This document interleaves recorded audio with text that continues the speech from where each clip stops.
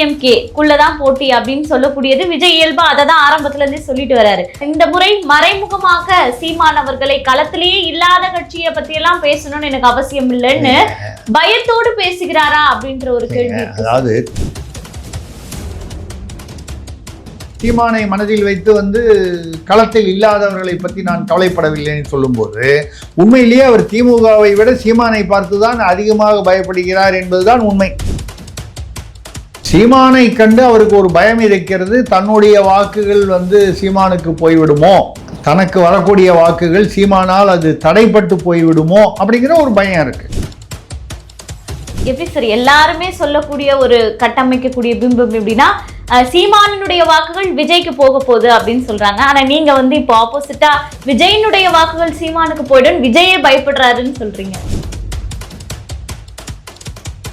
எடுத்த உடனே 15% வாங்குறாருன்னு வச்சுப்போம், ஒரு தோராயமாக சொல்கிறேன். 15% வாங்கினேன், ஒரு கால் சீமானை விட 1/2% கூட வாங்கிட்டேன், ஏதோ ஒரு கணக்கு சொல்கிறாருன்னு வைங்க. என்ன பயன்? அதனால் சட்டமன்றத்தில் போய் உங்களால் என்ன செய்ய முடியும்? இதை தாண்டி நான் தான் முதல்வர்னு சொல்லிட்டீங்க. நான் தான் மக்கள் விரும்பும் முதல்வர். யார்? எந்த மக்கள்? கலங்கரை சொந்தங்களுக்கு அன்பு வணக்கம். கலங்கரை நிகழ்ச்சிக்கு உங்களை வரவேற்பதில் மகிழ்ச்சி. இன்று நம்மோடு நேர்காணலில் இணைந்திருப்பவர் மூத்த ஊடகவியலாளர் திரிசக்தியார் அவர்கள். வணக்கம் சார். வணக்கம்மா, சொல்லுங்க. நலமா இருக்கீங்களா? நான் நல்லா இருக்கேன், நலமா இருக்கேன். சொல்லுங்க சார். நேற்று விஜய் பேசிய அந்த பேச்சு பற்றி உங்களுடைய பார்வை என்ன அப்படின்றத பகிர்ந்துக்கிட்டீங்கன்னா நல்லா இருக்கும். இன்னொன்று, நேரடி எதிரியை தாக்கியது ஒரு பக்கம் இருந்தாலும் மறைமுக எதிரியாக சீமானை பார்த்து பயப்படுகிறாரா விஜய் அப்படின்ற கேள்வியும் எழுது சார். முதல்ல நீங்கள் கேட்ட கேள்விக்கு பதில் சொல்லிடுறேன். விஜய் அவர்கள் பேசியதை பற்றி உங்களுடைய அபிப்பிராயம் என்ன? நடிகர் விஜய் நன்றாக பேசினார் சார். அரசியல் கட்சி தலைவராக மாறிட்டார் சார். அரசியல் கட்சி தலைவராக மாறிவிட்டேன்னு சொல்கிறாரு சார். இல்லை, மாறுறதுக்கு அவரும் முயற்சி பண்ணிக்கிட்டு இருக்காரு. அவரால் அந்த நடிகருங்கிற அந்த ஒரு போர்வையிலிருந்து, அந்த வட்டத்திலிருந்து, அந்த வேஷத்திலிருந்து அரிதாரத்தை கரைத்து விட்டு அரங்கிற்கு வர முடியவில்லை. அவர் முயற்சி பண்ணுறாரு, நமக்கு தெரியுது. அரிதாரத்தை கலைத்துவிட்டு அரங்கத்திற்கு வருவதற்கு அவருக்கு முடியவில்லை. திறமை இல்லைன்னு நம்ம சொல்கிறது நாகரிக குறைவாக இருக்கும். முடியவில்லை, இயலவில்லை. அரிதாரத்திலேயே ஊறி போனதுனால இப்படி கையை நீட்டிகிட்டு பேசுறது, அப்புறம் பிளாஸ்ட்டுன்னு சொல்கிறது, என் கேரக்டரை நீங்கள் 6 மாதம் பொறுத்து தான் தெரிஞ்சுப்பீங்க, இதெல்லாம் சொல்லுது. ஏங்க, உங்கள் கேரக்டர் தெரியணும்னா இன்றைக்கே தெரியலாமல், இன்றைக்கி தெரிஞ்சால் தானே நாங்கள் ஓட்டு போடுவேன். நான் விஜய் ரசிகன், நான் அஜித் ரசிகன், விஜய் சேதுபதி ரசிகன், சிவகார்த்திகேயன் ரசிகன், தனுஷ் ரசிகன், நிறைய பேர் ரசிகன், எல்லாருக்கும் ரசிகன். விஜய் தான் அரசியலுக்கு வந்திருக்காரு, ஓட்டு போடணும். நான் ஓட்டு போடணுன்னா விஜய்ங்கிற நடிகனை எனக்கு தெரியணுமா, விஜய்ங்கிற அரசியல்வாதி எனக்கு தெரியணுமா? அரசியல்வாதி தான் நான் தெரிஞ்சுக்க விரும்புகிறேன். நான் என்ன கேரக்டர்னு 6 மாதம் பொறுத்து தெரிஞ்சுக்குவீங்க. 6 மாதம் தெரிஞ்சு எலெக்ஷன் முடிஞ்சு உங்கள் கேரக்டர் தெரிஞ்சு நான் என்ன பண்ணேன்? நான் சொல்கிறது பொதுமக்களை சொல்கிறேன். கண்டிப்பாக உங்களுடைய கேரக்டர் என்னன்னு சொல்லுங்கள். எங்களை பொறுத்த வரைக்கும் நீங்கள் நல்லா நடிக்கிறீங்க, நல்லா டான்ஸ் ஆடுவீங்க, ஒரு தமாஷா அப்படி பார்க்கும்போது அப்படி திரும்பி எல்லாரையும் பார்த்துட்டு அப்படிலாம் கையாட்டுவீங்க, நல்லாயிருக்கு. முத்தெல்லாம் கொடுப்பாரு சார். அவர் லேம்ப் போஸ்ட்டில் எழுதி இருக்கிறோன்னு நீ இறங்கி உனக்கு முத்தம் கொடுக்குறேன்னு சொல்லுவார். ஆக அவர் முத்தமிழ் நடிகர், முத்த நடிகர். அப்போ முத்த நடிகரோ இல்லையோ முத்த நடிகர், ரைட்? அதெல்லாம் நாங்கள் புரிஞ்சுக்கிறோம். ஆனால் அரசியல்வாதி என்று உங்களை புரிந்து கொள்வதற்கு எங்களுக்கு தயவு செய்து ஐயா ஒரு வாய்ப்பு கொடுங்க, கெஞ்சி கேட்டுக்கிறோம், ஒரு வாய்ப்பு கொடுங்க. இதுதான் நீங்கள் கேட்டீங்க அவர் பேசினது என்னன்னு. அங்கே பாண்டிச்சேரியில் நடிகர் விஜய் 11 நிமிடங்கள் பேசினார். இங்கே ஈரோட்டில் நடிகர் விஜய் 34 நிமிஷம் பேசினார். அவர் இன்னும் நடிகராகவே தான் தொடர்கிறார். இன்னும் அவரை 3 மணி நேரம் பேச சொன்னாலும் அவர் நடிகராக தான் இருப்பார். அவருக்கு இன்னும் அரசியல்வாதி ஆகவே இல்லை என்பது தான். ஏன் திருப்பி அது தீய சக்தி, திமுக தீய சக்தி, அது ஜெயலலிதா அந்த அம்மா சொல்லிட்டு போனது. அது சொல்லி தான் சொல்கிறாரு. அது கடன் வாங்கிக்கிறாரு, இரவல் வாங்கிட்டாரு. பரவாயில்ல. அதிமுக வழி தோன்றலாக விஜய் வராரா அப்படின்ற கேள்வி இருக்கு சார். இப்போ சொல்லாதீங்க. எடப்பாடி திடீர்னு தப்பான ஏதாவது ஒரு முடிவு எடுத்துகிட்டு தேர்தல் சமயத்தில் அவர் பாட்டில் இப்போ என்ன அதிமுகவோட வழித்தோன்றல் விஜய்னு சொல்லிட்டாங்களே, இதுக்கப்புறமும் நான் இந்த கட்சிக்கு தலைவராக இருக்கணுமான்னு ஏதாவது ஒரு தப்பான முடிவு எடுத்துகிட்டு போகிறாரு. நம்ம அந்த ஒரு பழி பாவத்துக்கு நம்ம ஆளாயிடக்கூடாது. அதிமுக என்ன வழி? அதிமுக வழினா எல்லாருமே எம்ஜிஆர் வழியா? அதான் நான் திருப்பி திருப்பி சொல்கிறது. எம்ஜிஆரை நடிகராக மட்டும் பார்க்காதீர்கள். அவர் இந்த பக்கம் நடிகராக இருக்கும்பொழுதே இந்த பக்கம் பரங்கிமலையில் எம்எல்ஏவாக இருந்தார், அரசியல்வாதியாக இருந்தார். நடிகராக இருக்கும்போது அரசியல்வாதியாக, அரசியல்வாதியாக இருக்கும்போது நடிகராக, ஆக மொத்தம் ரெண்டும் ஒன்றா இருந்தார். உங்களை மாதிரி வந்து நடித்து முடிச்சுட்டு அதுக்கப்புறம் வந்து ஒரு ஸ்டேஜில் வந்து அரசியலுக்கு நடிப்பை விட்டு அரசியலுக்கு புதிதாக வரவில்லை அவர்.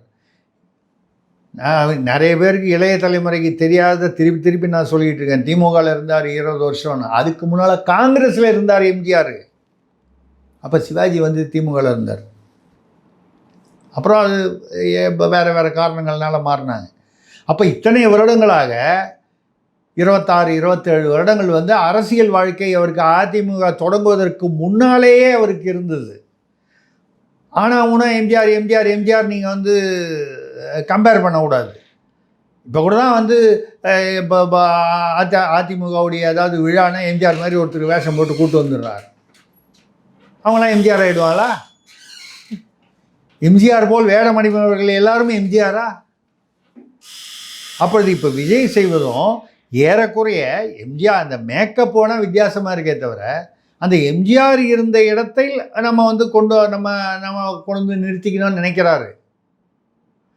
தொப்பி போட்டு கருப்பு கண்ணாடி போட்டால் எல்லாருமே எம்ஜிஆர் ஆகி விட முடியுமா? இல்லையா? இந்த முறை ஜெயலலிதா அவர்களையும் பயன்படுத்துறாருல்ல. ஆமாம், ஏன்னா அவர் தான் அண்ணாதர எம்ஜிஆர். அவர் யாருங்க பயன்படுத்துவார்? இந்த பக்கம் ஈவராவை பயன்படுத்திட்டாரு, அதுக்கப்புறம் அஞ்சலி அம்மாள், அதுக்கப்புறம் வேலு நாச்சியார், அம்பேத்கர், காமராஜர், அண்ணாதரை, எம்ஜிஆர். இன்னும் தமிழ்நாட்டில் அவர் வந்து யாரை வந்து இன்னும் பயன்படுத்துறதுல பாக்கி அரசியல்வாதிகள் யார் இருக்காங்க? இன்னும் கருணாநிதியை பயன்படுத்த முடியாது. கண்டிப்பா இப்ப இருக்கக்கூடிய கரண்ட் தலைவர்களையும் பயன்படுத்த முடியாது, இருக்கிறவங்கள பயன்படுத்த முடியாது, கேஸ் போட்டுருவாங்க. அப்போ ஏற்கனவே இருந்து பிரபலமானவர்களை வந்து வைக்கணும்னா இந்த ஓமந்தூர் ராமசாமி ரெட்டியார் இந்த மாதிரி முதலாக வந்து தமிழக முதலமைச்சரார் அவங்கெல்லாம் வந்து போட்டால், படம் போட்டால் கூட இந்த தலைமுறையில் யாருங்க இவருன்னு கேட்பாங்க. அதாவது அந்த தலைமுறை இடைவெளி ஒன்று. ரெண்டாவது, அவ்வளவு பிரபலமாக இல்லை. இப்போ பிரபலமாக தமிழ்நாட்டில் இருந்தவர்கள், இப்போ அஞ்சலி அம்மாலாம் வந்து உண்மையிலேயே வந்து அவ்வளோ பிரபலம் இல்லை. அது வன்னியர் ஓட்டுக்காக போட்டார், ஈவேராவும் ஒரு காரணத்துக்காக போட்டார். அவட இப்போ தான் பேசியிருந்தேன் வேறு ஒரு நிகழ்வில். ஈவேரா வந்து நடிகர்கள் கூத்தாடிகள் அவர்களை நம்பி யாரும் பின்னால் போகக்கூடாது, அவங்க வந்து எந்த காலத்திலும் தலைவர்களாக ஆக முடியாது, சமூக சீர்திருத்தவாதிகளாக ஆகவே முடியாது, அவங்கள வந்து நடிகர்களாகவே வைத்திருங்கள், கூத்தாடிகளை கொண்டு வராதீர்கள். யார்? ஈவேரா. ஆமாம், கடவுள் மறுப்பு கொள்கையை தவிர நான் மற்றதெல்லாம் ஏற்றுக்கிறோன்னு சொல்கிறார விஜய். இந்த ஈவேராவின் இந்த கொள்கையை ஏற்றுக்கிறாரா? சார் அதுக்கு ஆப்போசிட்டாக தான் எடுத்தோடனே மங்களம், மஞ்சள், மங்களகரம் பேசிட்டாரு சார். அது ஈரோட்டுக்கு போனதுனால மஞ்சள், ஈரோட்டில் மஞ்சள் விளையுதுன்றதுனால மஞ்சள் மங்களகரம்னு பேசிட்டாரு. காளிங்கராயனை பற்றி பேசினார். ஏன்னா 1240 என்னமோ வந்து அவர் வந்து காளிங்கராயன் என்பவர் அணை கட்டினார், பவானி நொய்யலாறு. அதெல்லாம் ஒரு கதையாகவே சொல்லிட்டாரு சார். அது எழுதி கொடுத்தாங்க, சொல்லிட்டாரு, ரைட்டு. அது காளிங்கராயன் அந்த காலத்தில் வந்து பண்ணார். அவர் வந்து பாராட்டினாங்க, மன்னாருடைய தளபதியாக இருந்து அவர் வந்து செய்தார், பாராட்டினாங்க. அது அமராவதி வரைக்கும் அந்த அணையை கொண்டு போகணும்னு நினச்சார். அதுக்குள்ளே அவர் வந்து இயற்கை மறைந்து விட்டார். அதனால் நொய்யலாறு வரை, பவானி டு நொய்யலாறு வரை அது கிட்டத்தட்ட 90 கிலோமீட்டர் பாலம், இது கால்வாய் நீர் இணைப்பு. அதான் அந்த உள்ளூர் பாலிட்டிக்ஸ் எல்லாம் அது இப்போ எழுதி கொடுக்குறாங்க. 2வது செங்கோட்டையன் வேறு வந்திருக்காருல்ல, ஒரு வித்தியாசம் நமக்கு தெரிஞ்சுது. கரூரில் இருந்ததுக்கும் ஈரோட்டுக்கும் ஒரு வித்தியாசம் தெரிஞ்சுது. செங்கோட்டையன் அவர்கள் 9 முறை எம்எல்ஏவாக இருந்தவர். அது கொஞ்சம் அந்த கூட்டத்தை நிர்வகிப்பதெல்லாம் எப்படி என்பதில் பழகியவர். அந்த வித்தியாசம் கரூருக்கும் ஈரோட்டிற்கும் தெரிந்தது. ஏற்பாடுகள் மூலம் வரவேற்கிறோம். இதைத்தான் நம்ம ஆரம்பத்திலே சொல்லிகிட்டு இருக்கோம். ஐயா, உன்னை சுற்றி வச்சிருக்கிற நிர்வாகிகள் ஆலோசனை சொல்கிறவங்களாம் வந்து உனக்கு ஆலோசனை சொல்கிற மாதிரி தெரியல, அவங்களுக்கே 10 பேர் ஆலோசனை சொல்கிற மாதிரி ஆட்களாக வச்சுருக்கீங்க. யாரை வச்சு நீங்கள் ஆலோசகர்கள் என்றால் என்ன? நமக்கு நல்ல விஷயங்களை, நமக்கு தெரியாத விஷயங்களை அவர்களுடைய அனுபவத்திலிருந்து சொல்லக்கூடியவர் தான் ஆலோசனை. தப்பாக சொல்லி கொடுக்குறவனுக்கு பேர் ஆலோசகர் இல்லை. கூடிய வரைக்கும் அவங்களாம் பக்கத்தில் விடாமல் இருக்கிறது தான் நல்லது. அவரை சுற்றி வச்சிருக்கிற ஆட்கள்லாம் வந்து எப்படி தேர்ந்தெடுக்கிறாருன்னே நமக்கு தெரியல. ஏதோ ஒரு ஆங்கில அறிஞன்னு சொன்னான், உன்னுடைய நண்பர் யார் என்று சொல், நான் உன்னை பற்றி சொல்கிறேன்னா.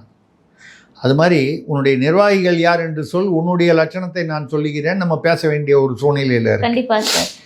இன்னொன்னு டிவிகே டிஎம்கே குள்ளதான் போட்டி அப்படின்னு சொல்லக்கூடியது விஜய் இயல்பா அதை தான் ஆரம்பத்துல இருந்தே சொல்லிட்டு வராரு. ஆனா இந்த முறை மறைமுகமாக சீமான் அவர்களை களத்திலேயே இல்லாத கட்சியை பத்தி எல்லாம் பேசணும்னு எனக்கு அவசியம் இல்லைன்னு பயத்தோடு பேசுகிறாரா அப்படின்ற ஒரு கேள்வி. அதாவது திமுக வர்சஸ் தாவேகான்னு சொல்றதெல்லாம் வந்து சும்மா ஒரு மக்களிடம் ஒரு பிரமையை உருவாக்குகிறார். இப்போ நீங்கள் திமுகவோட முதல்ல வந்து இவர் தன்னை கம்பேர் பண்ணிக்கிறார்ல, நான் திமுகவை அவருடைய கொள்கைகளை கோட்பாடுகளை பல விஷயங்களில் விமர்சனம் செய்திருக்கிறேன், ஒரு சில விஷயங்களில் வரவேற்றிருக்கிறேன். கலைஞருடன் ஒரே மேடையில் அமர்ந்து விமர்சித்திருக்கிறேன்.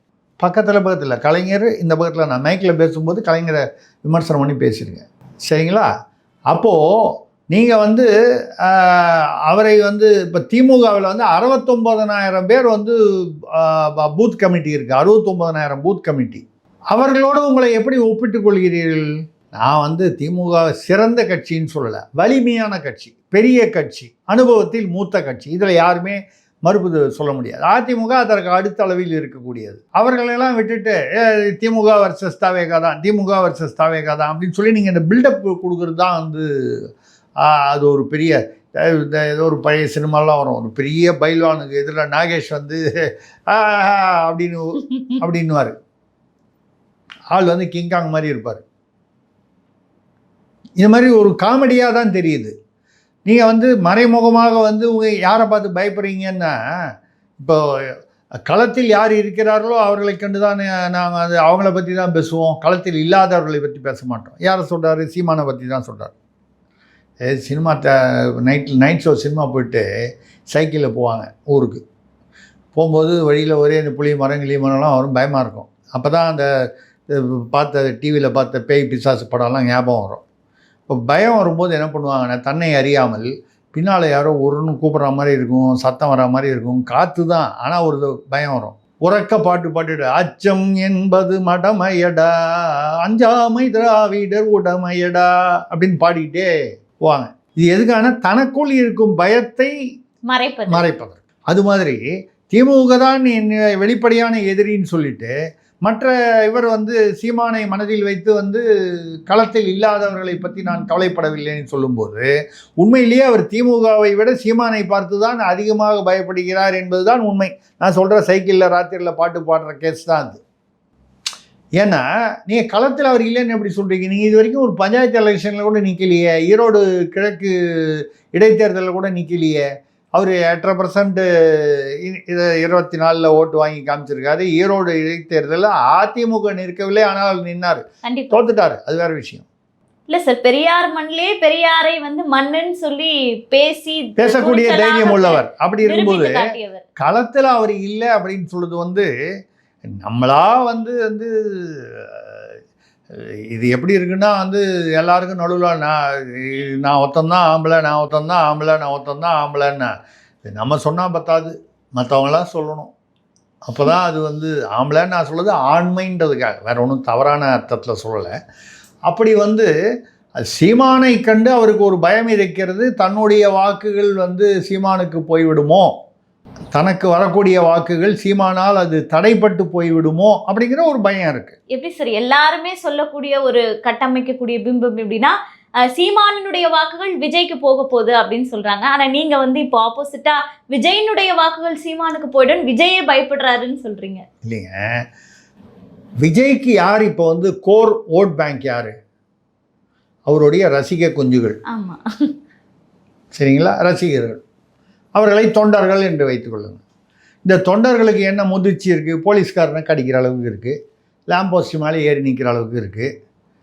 விஜய் கட் அவுட்டில் போய் கை கொடுக்குற மாதிரி போஸ் எடுத்துக்கிட்டு நான் விஜய் முன்னால் இணைந்து விட்டேன்னு சொல்கிற மாதிரி இருக்குது. இதுதான் விஜயுடைய கட்சி தொண்டர்களின் அரசியல் அறிவு முதிர்ச்சி. சீமான் அவர்கள் சரி, இவர் இதுவரை 34 நிமிஷம் பேசினார் எங்கள் இதில் போய் ஈரோடு மாநாட்டில். இந்த பிளாஸ்ட் மாதிரி வந்து நான் வந்து என் கேரக்டரையே புரிஞ்சிக்க மாட்டீங்க, 6 மாதம் கழித்து புரிஞ்சுப்பீங்க, இப்படிலாம் வந்து அதுக்கு முன்னால் பேசுகிற போது மாநாட்டில் வந்து என்ன ஏன் தொட்டேன்னு ஃபீல் பண்ணுவீங்க. இந்த பஞ்சு டைலாகெல்லாம் விட்டுட்டு அவர் ஏதாவது சப்ஜெக்ட் பேசினாரா? காளிங்கராயன், இந்த ஊரில் காளிங்கராயன், காளிங்கராயன் வந்து 1240 வந்து அந்த கால்வாய் வெட்டினாருன்றது கூகுளில் படிச்சிங்கன்னா தெரியுது. போட்டாலே வந்துடும் சார் ஹிஸ்ட்ரி. இப்போ எனக்கு தெரியுது, நான் ஒன்றும் கொங்கு பகுதியை சேர்ந்தவன்ல, ஏதோ அரசியலும் தெரியும், வரலாறும் தெரியும், ஏதோ எனக்கு அறிவு இருக்குது. நான் ஒன்றும் ரொம்ப பெருசாலாம் அறிவாளிலாம் சொல்ல, ஏதோ தெரியும். தெரியலன்னா கூகுளில் கூட போய் பார்த்து தெரிஞ்சுக்கலாம். இதெல்லாம் சொல்கிறது வந்து இனிமேல் மக்களுக்கு என்ன செய்ய போகிறீர்கள், மக்கள் நலனுக்கு. இப்போ வேறு ஒரு பெரிய பல்ட்டி அடிச்சிட்டாரு, கவனிச்சிட்டிங்களா? போன தடவை நான் வந்து கொள்கைன்னு சொல்லி பேசினதை வந்து பலர் தவறாக புரிந்து கொண்டு பேசிவிட்டார். அதாவது இலவசம் சொன்னது இலவசம் இல்லையா, மக்களுடைய பணத்தை மக்கள் வந்து சலுகைகள் இல்லை, அதாங்க அதாவது நீங்கள் வந்து உழைக்கிறீங்க, சம்பாதிக்கிறீங்க, நீங்கள் ஒரு பைக்கு ஸ்கூட்டி வாங்குறீங்க, நீங்கள் உழைச்சி நீங்கள் சம்பாதிச்சு நீங்கள் ஸ்கூட்டி வாங்குறதுக்கு விஜய் எதுக்கு? விஜய் மட்டும் இல்லை, எந்த அரசியல் தலைவருமே எதுக்கு? அப்போ என்ன சொல்லணும் நீங்கள்? நான் வேலை வாய்ப்புகளை உருவாக்குவேன். எப்படி உருவாக்குவேன்? முதலீடுகளை ஈர்ப்பேன். எப்படி ஈர்ப்பேன்? எந்தெந்த துறையில் ஈர்ப்பேன்? பெண்கள் இன்னும் முன்னேறாத இல்லை வந்து முன்னுக்கு வராத எந்தெந்த துறைகளில் அவர்களை வந்து கொண்டு வருவதற்கு நான் என்ன விதமான பயிற்சிக்கு ஏற்பாடு செய்வேன்?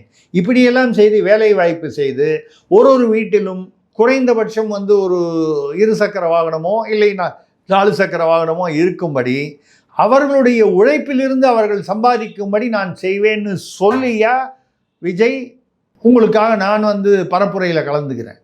நான் சம்பாதிச்சு, நான் உழைச்சி, நான் கார் வாங்குகிறேன், பைக்கு வாங்குகிறேன், சைக்கிள் வாங்குகிறேன், அதற்கு நாங்கள் வந்து என்ன ஏற்பாடு செய்வீங்க?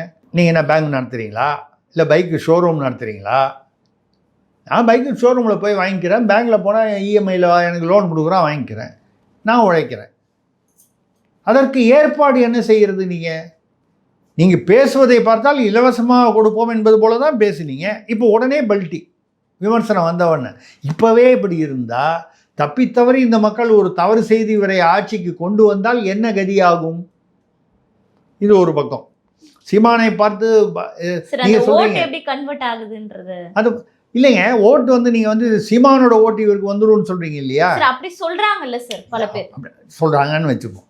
நான் என்னுடைய கருத்து என்னென்னா, மக்கள் பார்க்கும்போது விஜய் ஒரே புருடாவாக விடுறாரு, பில்டப்பாக கொடுக்குறாரு, கையை நீட்டி பேசுகிறாரு, கை இப்படிங்கிறாரு இப்படி வராரு சார். இந்த ஆமாம், டைட்டானிக்கில் வர மாதிரிலாம் வர நடித்து காமிக்கிறாரு. அதெல்லாம் சினிமாவுக்கு சரியாக இருக்கும், இங்கே செட் ஆகாது அரசியலில். சீமான் பேசுவது வந்து கருத்தியலாக பேசுகிறார், விவசாயிகளுக்காக பேசுகிறார், மரம் பேசுகிறார், விலங்குகள் பற்றி பேசுகிறாரு, மண்வளம் பற்றி பேசுகிறாரு, நீருடைய இது என்னன்னு பேசுகிறாரு. அதாவது மக்களுடைய வாழ்க்கையுடன் இணைந்தது எது என்றால் எந்த காலத்திலும் இயற்கை தான். அந்த இயற்கையுடன் இணைந்து வரக்கூடிய பிரச்சனைகள், செய்ய வேண்டியது, செய்ய மறந்தது, செய்ய மறுப்பது, இத்தனையும் பேசுகிறார். யாரு? சீமான்.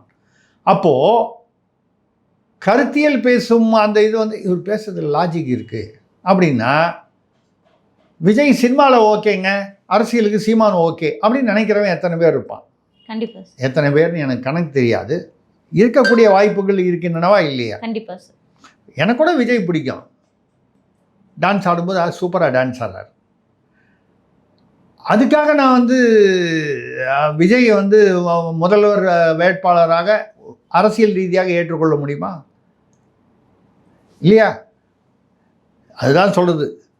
45 நிமிஷம் தொடர்ந்து வந்து ஒரே டேக்கில் வசனம் பேசின சிவாஜி கணேசன் அவர்கள் மிகச்சிறந்த கலைஞர். நாயகன் மாதிரி ஒரு அருமையான படங்கள், எத்தனையோ படங்களில் நடித்த கமலஹாசன் அவர்கள், கலைஞானி கமலஹாசன் அவர்கள் அரசியலில் வந்து சோபிக்க முடியவில்லை. கண்டிப்பாக. ஸோ இந்த டயலாக் வந்து உங்களை காப்பாற்றாது. சொல்ல வர்றது அதான், டயலாக் உங்களை காப்பாற்றாது. அப்போ நீங்கள் வந்து சீமானுடைய வாக்குகள் உங்களுக்கு வரும் நீங்கள் எதிர்பார்க்கறது உல்ட்டா ஆவதற்கு வாய்ப்பு இருக்கிறது. ஏனென்றால் மக்களை நீங்கள் வெறும் நீங்கள் வந்து உங்களுடைய தொண்டர்களை மட்டும் பார்த்து இவங்க தான் பொதுமக்கள் முடிவு பண்ணிடாதீங்க. உங்களுடைய தொண்டர்கள் வட்டத்தை தாண்டி ஒரு பெரிய பொதுமக்கள், பாமர மக்கள், வாக்காளர்கள் வட்டம் இருக்கிறது. அந்த வட்டத்தில் இருக்கிறவங்க வாக்கு உங்களுக்கு விழுந்தாதான் உங்களுக்கு வந்து முதல்ல வாக்கு கிடைக்கும், அதுக்கப்புறம் சீட்டு கிடைக்கும். கண்டிப்பாக. சீமானுக்கே நம்ம என்ன சொல்கிறோம், 8%, 8.5% வாங்குறாரு, அடுத்த தடவை 12% வாங்கினா கூட சீட்டு வாங்கலைன்னா வந்து இப்படியே போயிட்டு இருந்தால் எப்படி? சீமானையும் நாம் வந்து பாசிட்டிவான விமர்சனம் செய்கிறோம். அவரை நேரம் சந்தித்த போது கூட இதே கருத்தை நான் சொன்னேன். ஐயா, சட்டமன்றத்துக்கு போனோம், 8லேருந்து 10க்கு போயிட்டேன், 12 போயிட்டேன், நீங்கள் கணக்கு சொல்கிறது வந்து சந்தோஷமாக இருக்கிறது, ஆனால் பயனில்லை. அதே தானே இவருக்கும். எடுத்த உடனே 15% வாங்குறாருன்னு வச்சுப்போம், ஒரு தோராயமாக சொல்கிறேன். 15% வாங்கினேன், ஒரு கால் சீமானை விட 1/2% கூட வாங்கிட்டேன், ஏதோ ஒரு கணக்கு சொல்கிறாருன்னு வைங்க. என்ன பயன் அதனால்? சட்டமன்றத்தில் போய் உங்களால் என்ன செய்ய முடியும்? இதை தாண்டி நான் தான் முதல்வர்னு சொல்லிட்டீங்க. இப்போ சீமான் இது வரைக்கும் இத்தனை வருஷத்தில் முதல்வர்ன்ற வார்த்தையை யூஸ் பண்ணியிருக்காரா? இல்லை. நான் தான் மக்கள் விரும்பும் முதல்வர். யார்? எந்த மக்கள்? உங்களுடைய ரசிகர்கள் விரும்பும், அப்படி தான் போகணும். விஜயின் ரசிகர்கள் விரும்பும் முதல்வர் அப்படின்னா கரெக்டாக இருக்கும். மக்கள் விரும்பும் முதல்வர்னு நீங்கள் சொல்கிறதுக்கு அங்கே வந்து வேலை இல்லை. நீங்கள் எவ்வளவு வீரமாக இருந்தீங்கன்றது எங்களுக்கும் தெரியும், மக்கள் பார்த்துட்டு இருக்காங்க. நினைவுகள் டைம் டு லீடுன்னு அந்த தலைவா படத்தில் போட்டுட்டு 1.25 கிலோமீட்டர் கொடநாட்டில் நடந்து போய் கேட்டு வெளியில் நிற்க வச்சு கார்லேருந்து இறக்கி விட்டு உங்கள் அப்பாவையும் கூப்பிட்டு போய் அங்கே இருக்கிற ஜெயலலிதா அவர்களுடைய, அப்போ முதல்வராக இருந்தாங்க, அவர்களுடைய உதவியாளரிடம் மனுவை கொடுத்து விட்டு வந்தீர்கள். அவங்கள கூட பார்க்க முடியல. உதவியாளர் பார்க்க முடிஞ்சதே பெருசு. வாசலில் வாட்ச்மேனோடு அனுப்பி விடாமல் இருந்தாங்க அந்த அம்மாவுடைய இயல்புக்கு. அந்த மாதிரி கோவம், நீனா டைம் டு லீடா, நீನು அவ்வளோ பெரிய ஆளான. அந்த மனுவில் என்ன கொடுத்தாரு எழுத்து? ஏன்னா அந்த நிகழ்வை நான் வந்து அட்டைப்படமாக போட்டிருந்தேன் தமிழக அரசியலில். அது ஒரு நடிகர் ஒருவரும் ஒரு அதிமுக பிரமுகர் ஒருவரும் சேர்ந்து 1 கோடி ரூபா பணம் வாங்கிட்டு அம்மாட்ட சொல்லிட்டேன்னு சொல்லி அனுப்பிச்சி விட்டாங்க. அதாவது விவரங்கள்லாம் அதில் போட்டிருந்தேன். அந்த கடிதத்தில் அவர் இந்த மனுவில் என்ன எழுதியிருந்தார் என்று கூட அதோடைய இதெல்லாம் நான் வெளியிட்டிருந்தேன். எனக்கு அரசியலில் சேரும் எண்ணமே இல்லை. இந்த டைம் டு லீடுன்னு போட்டது படத்தை வந்து ப்ரமோட் பண்ணதுக்காக நான் எழுதினது தானே தவிர அரசியல் புகும் எண்ணமோ அரசியல் அந்த மாதிரி ஒரு இதுவோ எனக்கு சார்போ எதுவுமே இல்லை. அதனால் இந்த படம் வந்து எந்தவித பிரச்சனையும் இல்லாமல் நீங்கள் வெளியிடுவதற்கு அம்மா அவர்கள் தயை கூர்ந்து, இப்படி தான் அந்த லெட்டருடைய கிட்டத்தட்ட சாராம்சம். இவர் இன்றைக்கி தைரியமாக ஏறி சுற்றி ஒரு 20 பவுன்சரை நிற்க வச்சுக்கிட்டு இந்த கும்பல்லாம் இருக்குதுன்னு என்னை தொட்டுப்பார் இப்படிங்கிற மாதிரி வந்து பில்டப் கொடுக்குறாரு. ஏன் அந்த கரூரில் முடிஞ்சோன்னா நீங்கள் ராத்திரி போய் கரூரில் ஆஸ்பத்திரியில் போகிறதுக்கு தைரியம் இல்லையே? கட்டா அங்கே போனால் என்ன வேணால் நிகழும். என்னையா நிகழும்? மிஞ்சி போனால் என்ன உயிர் தானே போவோம். என்றைக்கா இருந்தாலும் ஒரு நாள் இந்த உயிர் போதானே போகுது. யாராவது 2000 வருஷமாக ஒரே ஆள் உயிரோடு இருக்கானா? ஏதாவது உயிர் போற அளவுக்கு பிரச்சனைன்னு சொல்றீங்க. அட்லீஸ்ட் களத்திலே இல்லாத சீமானுடைய பெயர் சொல்வதற்கு இவ்வளவு பயப்படுறாரு விஜய் அப்படின்னும் போது இது பார்க்கும்போது எப்படி ஒரு அரசியல் தலைவரா இவர் தாங்க சொல்றேன். இவர் வந்து இருட்டில் பாட்டு பாடிட்டு போற அந்த சைக்கிளில் பாட்டு பாடிட்டு போற அந்த கேரக்டர் தான் இவர். என்னுடைய கேரக்டரையே புரிஞ்சுக்க மாட்டேன்றீங்கன்னு அடிக்கடி சொல்றாரு. அந்த கேரக்டர் எனக்கு புரிஞ்சிருச்சு, மக்களுக்கும் புரிஞ்சிருக்கும். இதுதான் இவர் கேரக்டரு. 45 நாளைக்கு வெளியிலேயே வராமல் இருந்தீங்களே கரூர் நிகழ்வுக்கு பிறகு. மறுநாள் வந்து மக்களிடம் மன்னிப்பு கேட்கிறேன், பாதிக்கப்பட்டவர்கள் வந்து காலில் விழுந்து மன்னிப்பு கேட்கிறேன்னு கேட்கணும், தவறு இல்லையே. கண்டிப்பாக உங்களுடைய தவறு அதில் கலந்திருக்கிறது, அரசின் தவறு, காவல்துறையின் தவறுகளும் கலந்திருக்கிறது. ஆனாலும் உங்களுடைய பொறுப்பை நீங்கள் தட்டி கழித்து விட முடியாது. உங்களை பார்ப்பதற்காக தான் வந்தார்கள். வெளியில் வந்து ஒரு வீட்டு வாசலில் ரஜினிகாந்த் பால்கனியில் நின்று மைக்கில் பேசலையா? அரசியலில் வரேன்னு பேசினார், வரலன்னு பேசினார். உங்கள் வீட்டு பால்கனியில் நின்று பேசுங்களேன். நீங்கள் தான் ஆனாவுனா பனையூரில் தான் வந்து வெள்ள நிவாரணம் கொடுப்பீங்க, பனையூரில் தான் கூப்பிட்டு தூய்மை பணியாளர்களை கூப்பிட்டு டீ சாப்பிடுவீங்க. அப்போ பனையூர்லேயே கூட்டத்தையும் வச்சுக்க வேண்டியதானே உங்கள் வீட்டு வாசலில்? எதுக்கு போய் ஈரோட்டில் மாநாட்டுக்கு அனுமதி கேட்குறீங்க? அப்போது இவருக்கு வந்து ஒரு பக்கம் திமுகவை பார்த்து தைரியமாக சவால் விடுவது என்பது அவருக்கு அரசியல் கட்டாயம்.